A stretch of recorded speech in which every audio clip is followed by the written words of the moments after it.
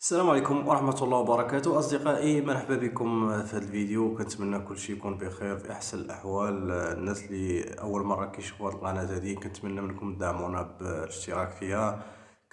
كذلك كنتمنى منكم ديروا لنا لايك لهذا الفيديو هذا باش يطلع ويبان بزاف ديال الناس. إذا بعد خروج كل الفرق الإفريقية من كأس البطولة العربية أو كأس الملك سلمان للأندية الأبطال، يتبقى فريق الرجاء الرياضي، الفريق الوحيد اللي كيمثل الكرة الإفريقية في كأس العرب. إذا اليوم أصدقائي غيبداو المباريات ديال الربع النهائي. اليوم إن شاء الله المباراة الأولى اللي غادي تجمع بين السد القطري والشرطة العراقي، المباراة اللي غادي تكون على الساعة 4، فيما المباراة الثانية غادي تكون اليوم على الساعة 7 بالتوقيت المغربي، اللي غادي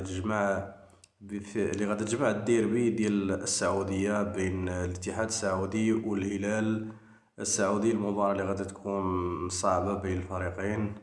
المباريات الثانية غادي يكونوا غدا إن شاء الله بين المباراة الأولى اللي غتجمع بين الرجاء الرياضي والنصر السعودي، فيما المباراة الثانية غادي تجمع بين الشباب السعودي والوحدة الإماراتي.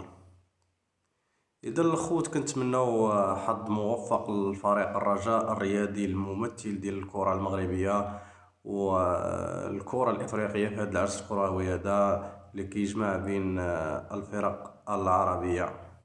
فريق الرجاء الرياضي اللي غادي يدافع بكل الحظوظ ديالو على هاد الكأس ديالو اللي فاز بها في آخر نسخة.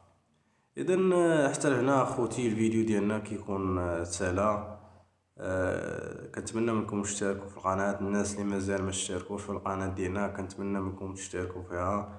كذلك كنتمنى منكم تفعلوا الزر ديال الجرس باش يبقى يوصلكم اي جديد كنحطو في هاد القناة، يوصلكم نتوما الاولى ان شاء الله. وتهلاو ليا فراسكم خوتي. السلام عليكم ورحمة الله وبركاته.